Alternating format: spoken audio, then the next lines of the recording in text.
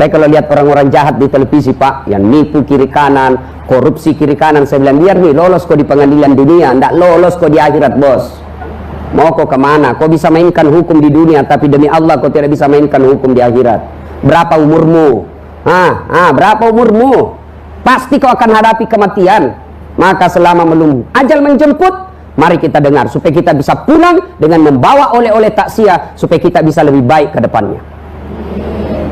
Ketika kita cerita kematian, biasa anak mahasiswa saya tanya, Ustadz, itu kalau orang meninggal sudah langsung sampai ke akhirat, sudah ada misinya surga atau neraka? Belum. Rasulullah pun belum masuk surga, Abu Jahal pun belum masuk neraka.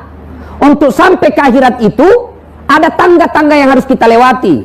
Untuk sampai ke akhirat itu ada pintu-pintu yang harus kita lalui. Sama juga kalau kita mau jadi panglima, kan ada pintu-pintunya, ada tangga-tangganya. Nah, apa tangga-tangga yang kita lalui? Kata Nabi, satu, sakaratul maut.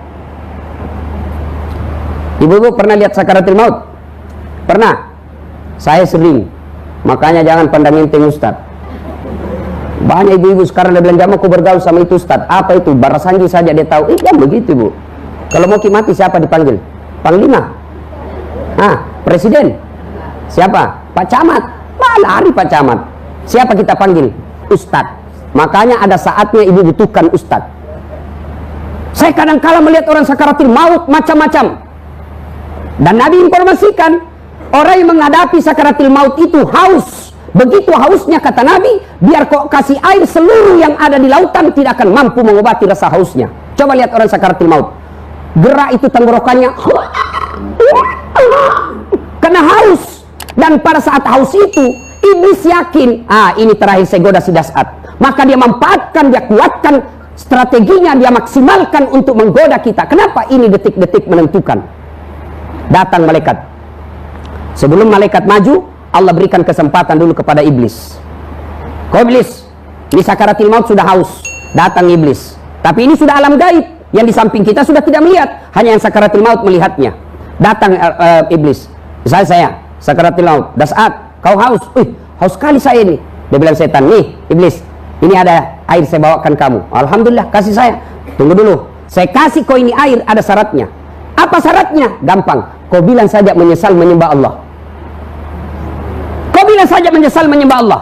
Kalau orang baik agamanya, dia lempar itu iblis. Ishab ya lain, pergi kau setan. Lebih saya haus sampai mati daripada saya menyesal menyembah Allah. Kenapa? Kalau orang menyesal menyembah Allah, langsung di-delete semua amalnya. Kalau orang baik agamanya. Tapi kalau orang tidak bagus agamanya, dia bilang iblis, ini saya sih tidak goda, sudah tergoda. Temanku ini di Jakarta selalu sama di warkop. Datang iblis, kau haus? Iya nih, ada air. Tidak bisa, bibir saya sudah kaku, tidak bisa lagi bergerak. Iblis tidak putus asa. Salah satu makna daripada iblis itu, dia tidak akan berhenti. Makna kata iblis itu tidak akan berhenti sebelum berhasil. Itu iblis. Makanya kalau kita pergi tanah suci kan tidak satu hari orang melempar. Dan bukan satu tempat. Apa salahnya Allah kasih satu tempat saja 21 batu? Tapi kan tidak.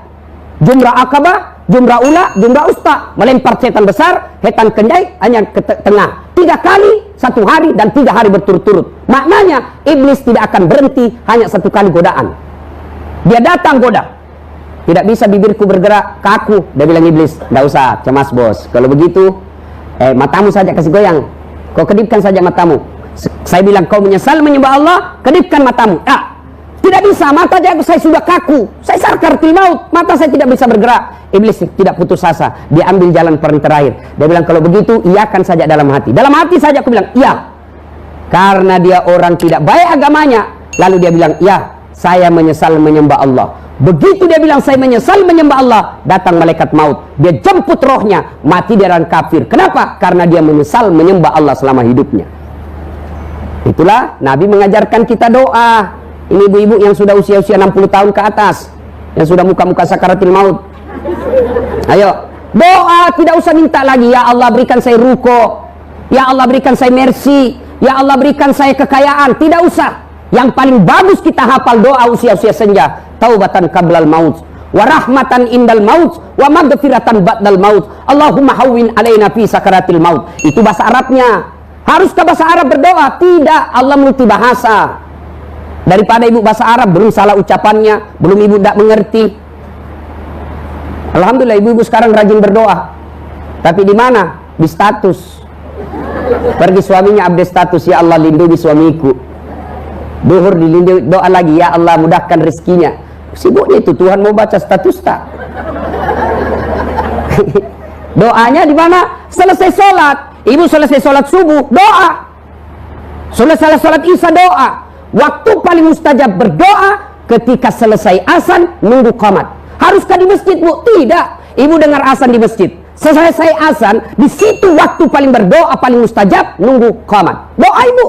Taubatan qablal maut, wa rahmatan indal maut, wa maghfiratan ba'dal maut. Allahumma hawwin alaina fi sakaratil maut. Ya Allah, berikan saya kesempatan bertobat sebelum mati.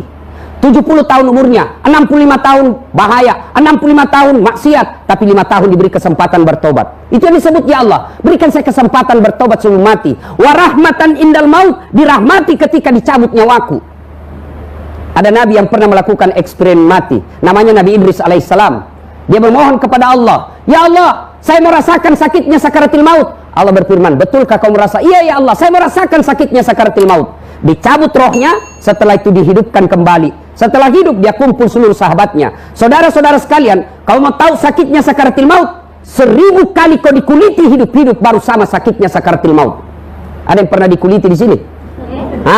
Kita lihat saja itu filmnya jenderal yang di G30 SPKI, ditusuk matanya dengan rokok, kita sudah ngeri. Itu sakitnya sakaratil maut, kata Idris alaihissalam. 1000 kali kau dikuliti hidup-hidup baru sama sakitnya mati. Makanya jangan heran ketika Rasulullah sakaratil maut, keluar keringat di pelipisnya. Lalu Jibril memalingkan pandangan. Nabi lalu berkata, ya Jibril, kenapa kau palingkan pandanganmu? Apa kau jijik melihat saya? Tidak ya Rasulullah, saya tidak jijik melihatmu, tapi saya tidak tega melihat engkau menghadapi sakaratil maut. Lalu Nabi menjawabnya, ya Jibril, andai saja Allah tidak sayang sama saya, maka saya akan rasakan betapa sakitnya sakaratil maut itu. Lalu Nabi berdoa kepada Allah, ya Allah, ya Allah, cukuplah sakitnya sakaratil maut ini. Jangan engkau timpakan kepada umatku. Jangan engkau timpakan kepada umatku. Jangan engkau timpakan kepada umatku. Cukup saya menanggung sakitnya sakaratil maut ini. Ini Rasulullah, tidak seperti Dilan. Jangan rindu, berat, cukup saya, pret. Rasulullah apa katanya? Jangan kau timpakan kepada umatku sakitnya sakaratil maut, biar saya yang tanggung. Ini namanya pemimpin, menanggung umatnya dunia sampai akhirat. Nah, ibu bapak, saudara-saudara sekalian, wa taubatan qabla wa rahmatan indal maut wa maghfiratan ba'dal maut. Paripurna sekali ini doa. Diampuni sebelum mati, disayangi ketika dicabut nyawanya, pas sudah meninggal diampuni segala dosa-dosanya. Ini ibu-ibu hafal ini.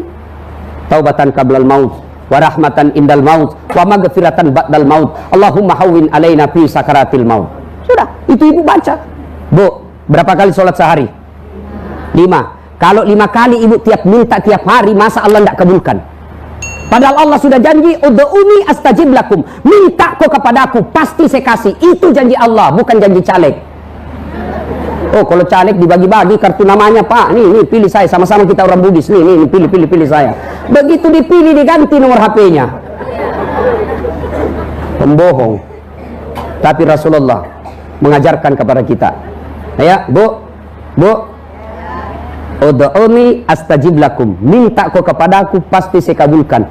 Tetangga saja kalau 5 kali diminta 1 hari, lalu kita minta 3 hari, pasti dikasih. Ambil, capek sudah saya minta terus. Makanya minta terus, minta. Taubatan qablal maut wa rahmatan indal maut wa maghfiratan ba'dal maut. 5 kali kita hari minta sehari, masa Allah tidak kabulkan? Yang jadi masalah, kita terlena dengan bisikan setan. Kita selalu berpikir masih lama mati, padahal usianya sudah 60 tahun. Masih lama mati, padahal usianya sudah 70 tahun. Siapa janji kok masih lama mati? Ayo, yang ada di pikiran kita, saya lihat cucuku menikah. Yang ada di pikiran kita, saya lihat nanti anak buahku dilantik. Kapan kita berpikir bagaimana kalau saya meninggal besok? Nah, ini gunanya takziah. Ibu bapak, saudara-saudara sekalian. Nah, bicara tentang sakaratil maut, ada manusia yang paling menderita sakaratil maut. Siapa? Anak yang durhaka kepada kedua orang tuanya. Tersebutlah sahabat Nabi. Sahabat Nabi itu artinya, Bu, tidak semua ya, dengar definisi sahabat Nabi. Sahabat Nabi itu satu, hidup sesama dengan Nabi. 2, ketemu dan bergaul dengan Nabi. 3, beriman kepada Nabi. Dan yang keempat, matinya pun tetap beriman kepada Nabi. Ada orang ketemu sama Nabi, sesama dengan Nabi, tapi tidak beriman kepada Nabi. Abu Lahab, Anda boleh disebut sahabat. Ada orang beriman kepada Nabi, bergaul dengan Nabi, seumuran dengan Nabi, tapi akhirnya matinya tidak beriman kepada Nabi, nama orang munafik. Siapa? Abdullah bin Ubay. Terakhirnya dia kafir, mengkhianati Rasulullah. Nah, sahabat ini beriman kepada Nabi, bergaul dengan Nabi, kemudian matinya pun beriman kepada Nabi. Namanya Alqamah. Alqamah ini rajin sekali beribadah. Di mana Nabi dakwah, di depan ada Alqamah. Di mana Nabi jamaah, di belakang ada Alqamah. Tapi anehnya, ketika sakaratul maut tidak bisa mengucapkan 2 kalimat syahadat. Dibimbing oleh Bilal. Bilal, la ilaha illallah. Alqamah cuma bilang, la, tidak ada, la, tidak. Kaku bibirnya. Didoakan, tetap tidak bisa. Lapor sama Nabi, ya Rasulullah, tolong doakan Alqamah, sakaratul maut tidak bisa syahadat. Kok bisa? Baik sekali agama itu. Coba didoakan Nabi, tetap tidak bisa. Nabi lalu bersabda, pasti ada dosanya besar ini. Kau cari bapaknya, ternyata sudah meninggal. Cari ibunya, ketemu. Bilal berkata, Bu, anak ibu sisa Alqamah sakaratul maut tidak bisa syahadat. Mungkin ada dosanya sama ibu. Nabi minta dimaafkan. Apa kata ibunya? Nah, ada apa nih? Kurang ngajar memang itu anak. Setengah mati kulahirkan, setengah mati kubesarkan, setengah mati kususui, setengah mati kusekolahkan. Ternyata setelah ada istrinya, lebih sayang istrinya daripada saya. Setelah ada istrinya, lebih takut istri sama istrinya daripada saya bapaknya. Ada di sini bapak-bapak takut sama istrinya? Ada? Berhenti jadi laki-laki, bos. Apa mau takut sama istri? Nah, semua gaji tak diambil. Belum naik saja dia sudah tahu. Kerjasama bendahara sama tukang cicil. Dia bilang orang jadi ustaz tidak takut sama istrinya. Ngapain saya mau takut sama istriku? Cuma istriku lebih berani dari saya.